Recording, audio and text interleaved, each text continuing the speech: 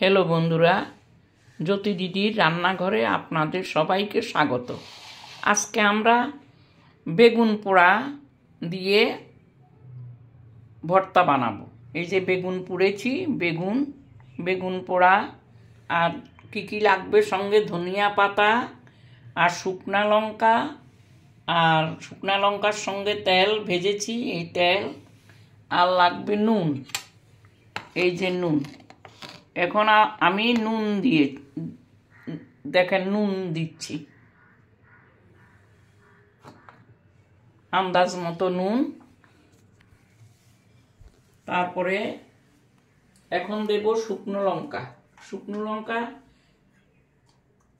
নুন দিয়ে শুকনো লঙ্কাকে ভালো করে মাখবো, মেখে তারপরে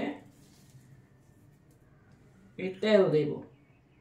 এই তেলটা ভাজা তেল, শুকনো লঙ্কার সঙ্গে তেলটা ভেজেছি। আর দেব ধনিয়া পাতা। নুন তো আগেই দিয়েছি। এগুলি দিয়ে আমরা বেগুনটাকে মেখে ভাত দিয়ে খাবো। রুটি দিয়ে চলে, ভাত দিয়ে চলে।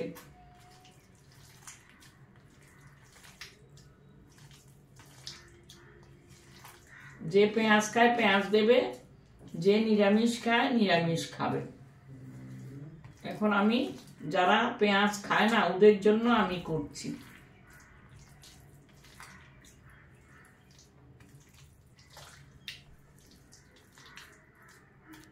এই বেগুন পোড়া দিয়ে এই বেগুন ভর্তা বানিয়েছি। আপনারা ওইভাবে বানিয়ে খাবেন।